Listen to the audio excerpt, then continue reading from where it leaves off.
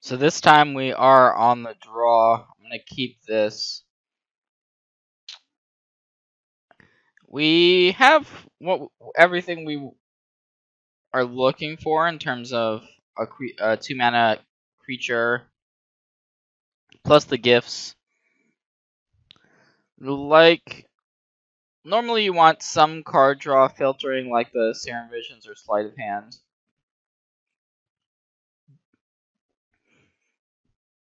Also do not have any rituals yet, but hopefully we can change that.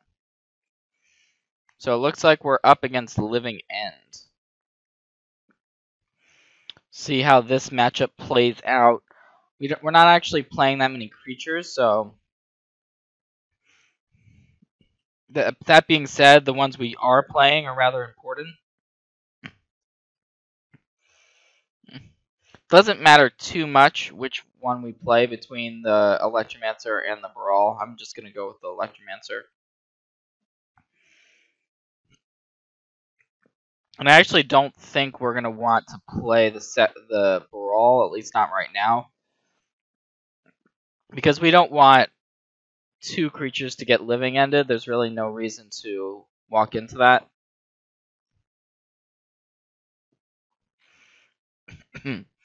So if our opponent does living end this turn, it will be 9 power worth of threats, or potentially our opponent could have a Street Wraith as well to cycle.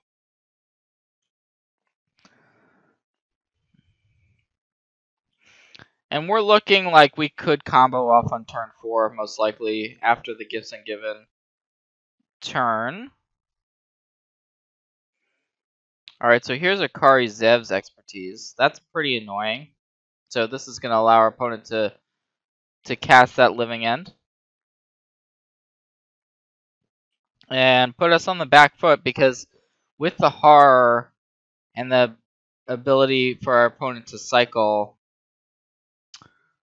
we're looking at probably we need to win on turn 4, and it's going to be pretty hard to do so. We can't Gifts Ungiven anymore because the Electromancer is gone. So I think the play is to just play the Baral and hope for the best, but not too optimistic about this situation. The only nice thing about this is that Baral does have 3 toughness, so I think it's pretty unlikely our opponent can cycle 3 things this turn in order to get rid of it with the Archfiend.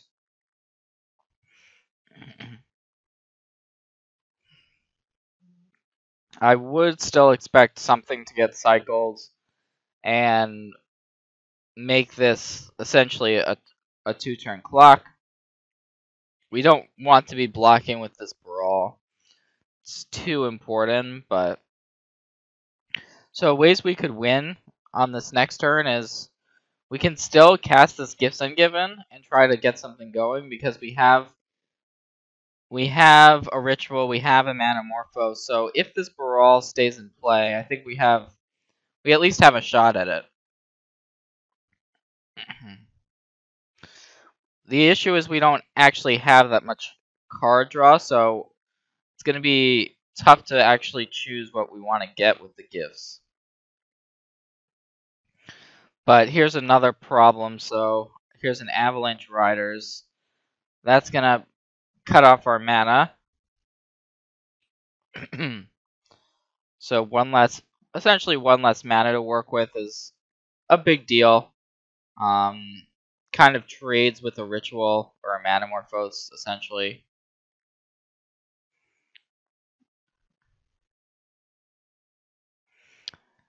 Empty the Warrens, it would be a good draw, except that our opponent has this Archfiend of Ifnir in play.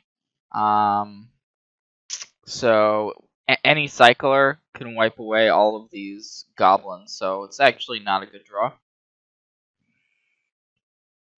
So before kicking things off, I'm going to go ahead and sacrifice the Scalding Tarn. And go for a Pyretic Ritual. That's going to get us up to 3 red.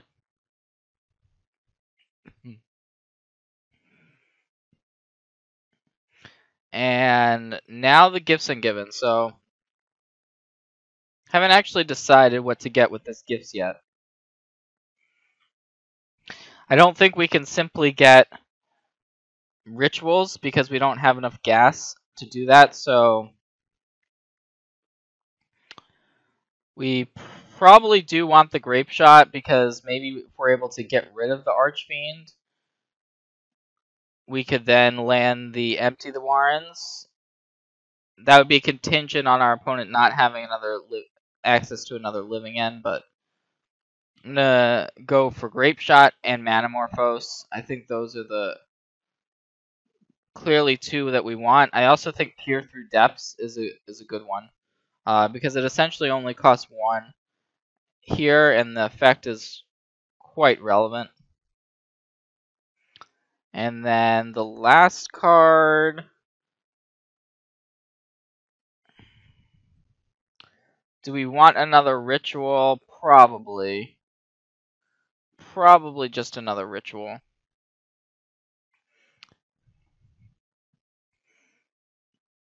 And since our opponent doesn't know the contents of our hand, they may think about, you know, what's worth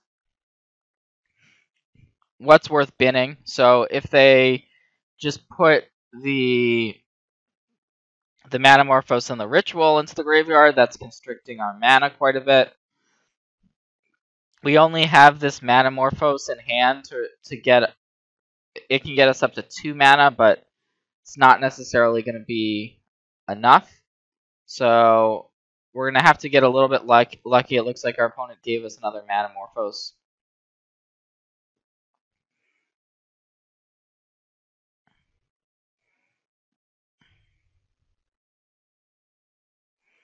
And here's a Pyretic Ritual, so that's a pretty strong draw actually. So we're actually quite close to being able to pass in flames. We may actually be where we need to be. So I'm gonna Manamorphose again. And Manamorphose is a great card to have access to when going off. And so now I think we're at the point where we can just go ahead and try to get this game over with Grapeshot.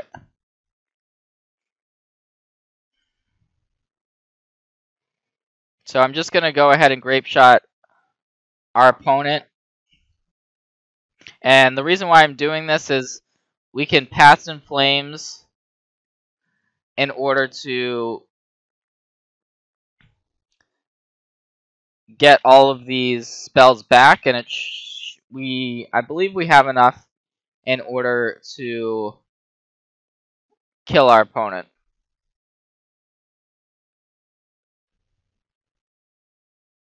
So yeah, we actually have 11 spells now, so don't even need to cast this Manamorphose. We can just go for Grapeshot.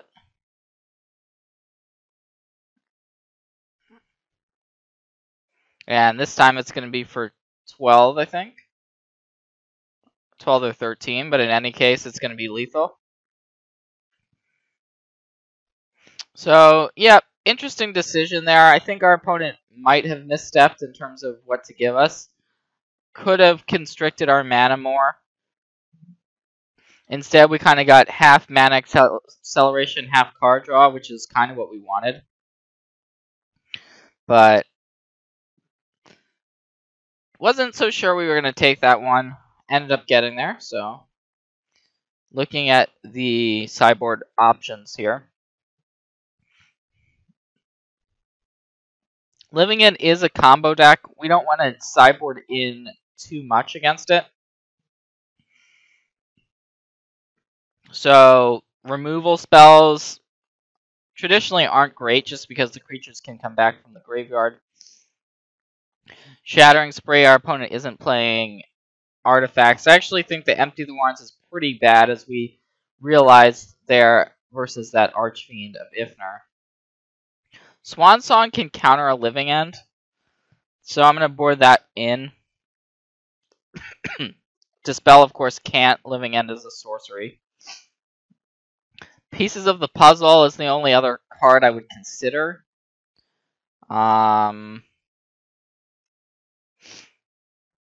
Let's see. I could see it being good as a way to potentially put creatures into our graveyard before a living end, and also help us gas back up. Keep gas in our hand. So I normally just take out the Simian Spirit Guide because it's basically one of the 59th or 60th cards in the deck. It's not totally necessary. And I think the Pieces is probably a little bit better than Peer Through Depths and Sleight of Hand. I'm just going to go ahead and take out a Sleight of Hand.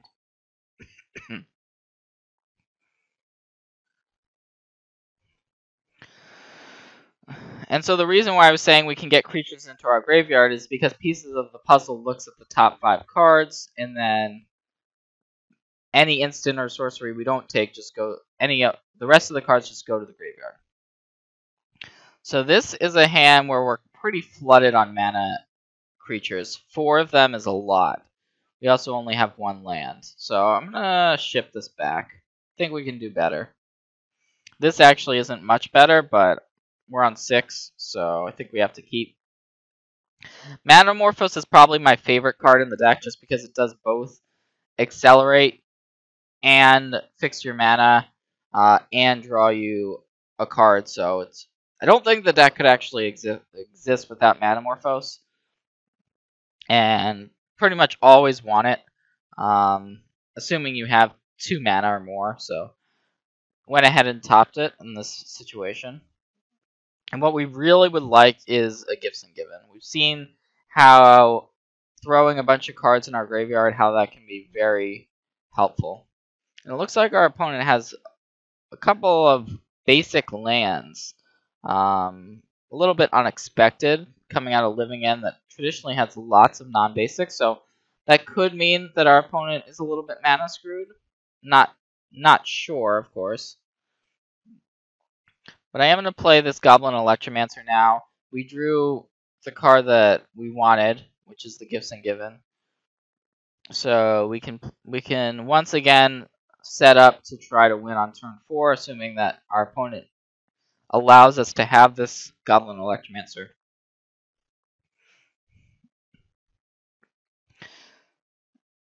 We have to be worried, though. Once again, our opponent might just go for a Living End.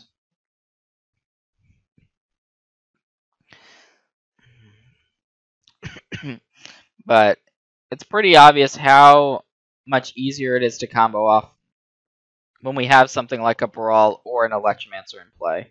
And it looks like our opponent is actually just going to Living End us here, which is definitely annoying. It sets us back.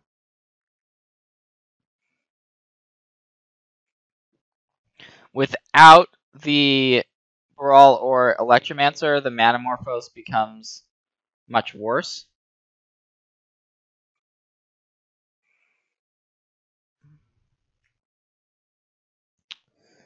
So we could Manamorphose here just to try to hit something. I think we actually should do that.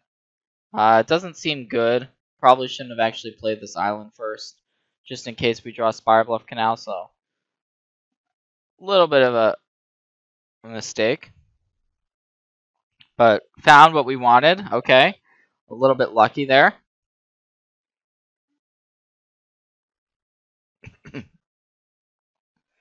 So just gonna jam Electromancer, and now we have Remand available for anything that the opponent might play. So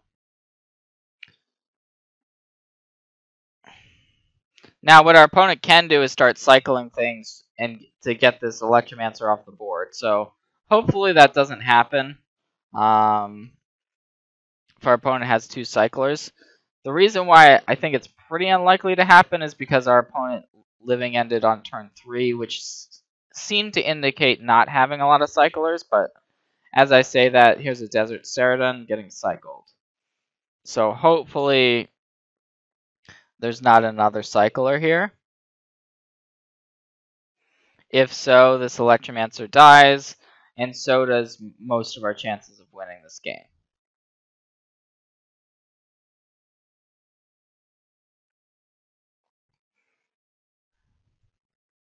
But it looks like a primarily black-red mana base. And here is Fairy Macabre. So that's going to go ahead and take out the Electromancer.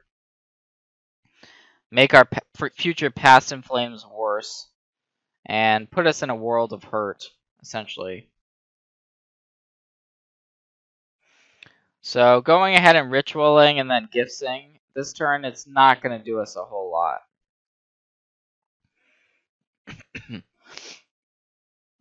So I like the way our opponent has played this game. So have to give props to them. And we see how good Archfiend actually is. A hit out of Amonkhet that being able to get rid of our Goblin Electromancer is very relevant. So we can try to cobble something together with this Gifts.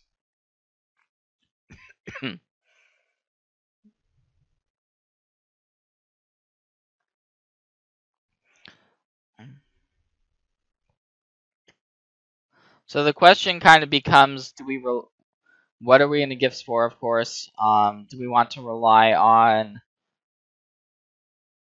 no mana creatures in order to try to go off, which is traditionally pretty difficult?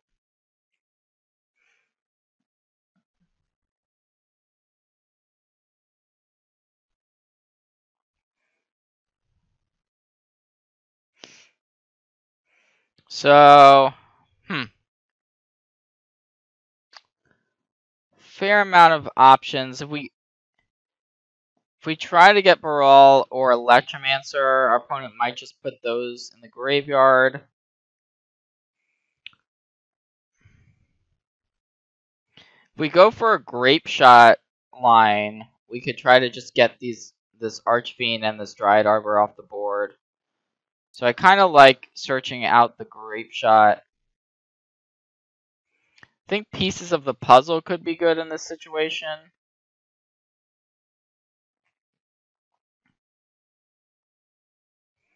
Past in Flames, certainly. And then, sure, we'll try to get a Baral. It's kind of a little bit of everything. Our opponent doesn't know what's in our hand. Not actually confident this is right, but by only searching for one of the creature accelerants, our opponent is just going to put the Baral in the graveyard. Makes sense. So we'll see if they want to give us...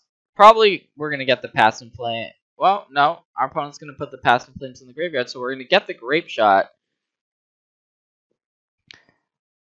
And there's a land, so we may be able to get rid of these creatures, potentially. So I'm going to go ahead and Pyretic Ritual. And then cast this Pieces of the Puzzle. Although we could...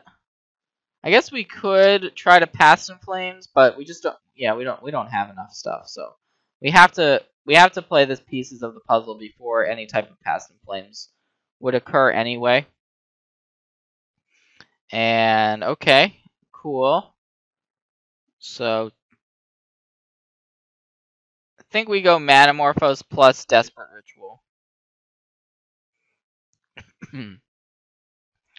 So, Storm Count is at 2.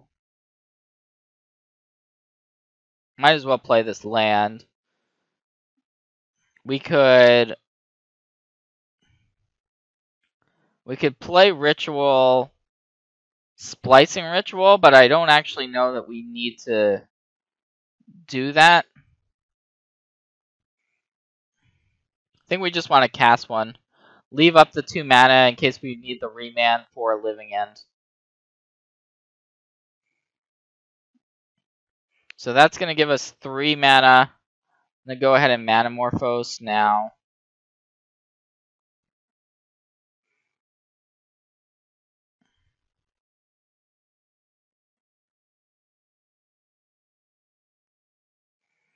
There's Baral. So we could play Baral, then play Desperate Ritual. So we have 3 mana. We could play Baral, go down to 1 mana, then play Desperate Ritual, going up to 3, and attempt to Past in Flames our opponent. Yeah, it's probably worth it.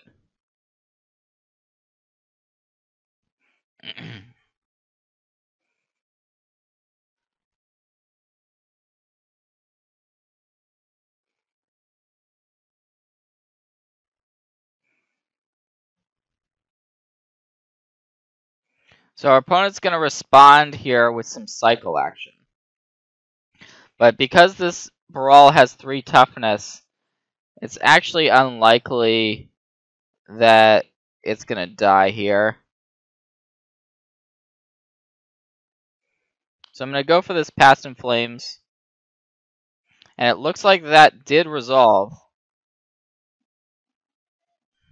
So hopefully our opponent doesn't have additional interaction, and it looks like they do not.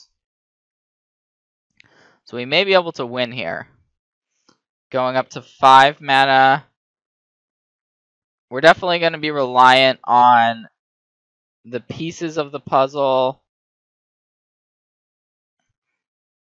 and the Gifts Ungiven to help us gas back up. So the Manamorphose is going to be key here because it's going to give us 2 blue mana.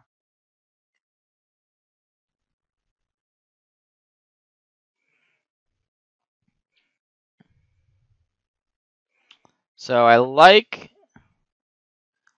casting the gifts.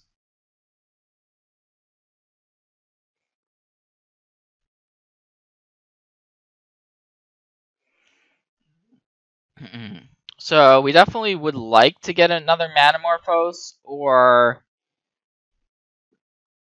another Grapeshot. So I think we have to get another Past in Flames as well, just because we may end up needing the second one. So yeah, I'm gonna go for Manamorphose, Past in Flames, Grapeshot, and then just another ritual. I think, yeah, just another ritual because we already have. We just need more blue mana to operate.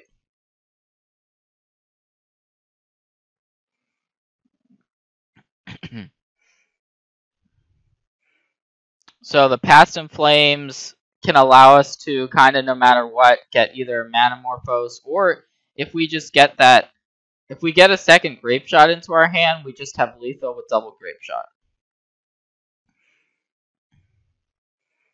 Looks like our opponent didn't give us that stuff, or correctly split the piles almost, but still gave us this Manamorphose. So not really. Take everything back. We really wanted the Manamorphose. So this is going to give us plenty of blue mana. So we're up to 10 mana total. Now we can finally pieces of the puzzle. And we now have the Swan Song as well. And we're looking to be in really, really good shape. Let's go ahead and peer through depths now.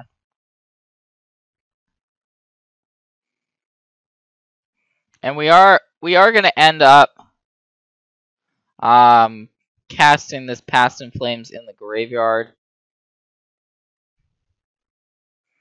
So should we just do it now? Sure, why not? We don't need to do it at this exact moment, but I'm going to. Just so that we make sure that we have mana available in case something weird happens, and we have this Grapeshot in the graveyard plus the Grapeshot in hand, so our opponent's dead in multiple ways.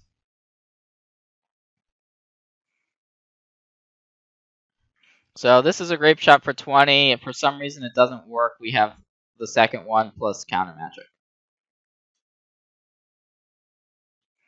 So it was looking bad for us, but we were once again able to turn the corner in a huge way on that critical gifts ungiven. Sometimes your opponent doesn't make the right split, or it just, you know, they don't know what's in our hand, so it's hard to really fault what our opponent did, but